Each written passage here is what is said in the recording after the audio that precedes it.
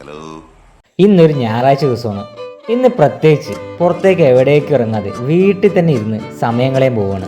രാവിലത്തെ പ്രഭാത കൃത്യങ്ങളും കാപ്പിയൊടുക കഴിഞ്ഞ് കുറച്ചു നേരം വെറുതെ ഇരിക്കുമ്പോഴേക്കും സമയം 11 മണിയായി. എന്നാ പിന്നെ പുറത്ത് പോയി ഒരു ചായ കുടിക്കാൻ വെച്ച് വണ്ടി എടുത്ത് പുറത്തിറങ്ങി ഒരു ചായ അടിച്ചു. നമ്മൾ ഈ എത്രയൊക്കെ മന്തി, അൽഫാം, ഷവർമ, ഷവായ ഇതൊക്കെ തിന്നാലും ഈ ചായ തരുന്നൊരു സാറ്റിസ്ഫാക്ഷൻ ഇല്ലേ, എനിക്ക് വേറെ ഏതിന്ന് ഇതുവരെ കിട്ടിയിട്ടില്ല.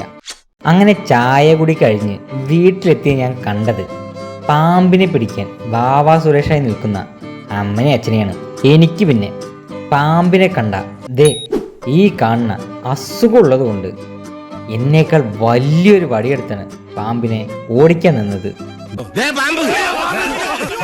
ഭാഗ്യം ഞാൻ വരുന്നതിന് മുന്നേ പാമ്പ് ഏതോ മാളത്തിൽ കയറി.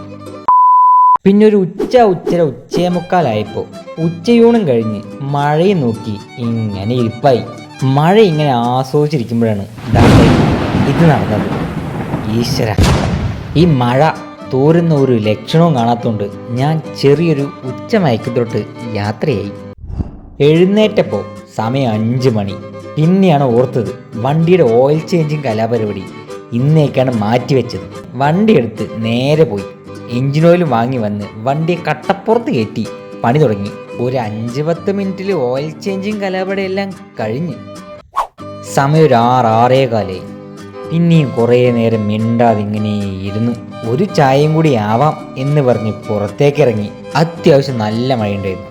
കൂടെ ഒരു ചായയും കൂടി അടിച്ച് ഇന്നത്തെ ഡേ കംപ്ലീറ്റ് ആക്കി. അപ്പോൾ ഓക്കെ, ബൈ.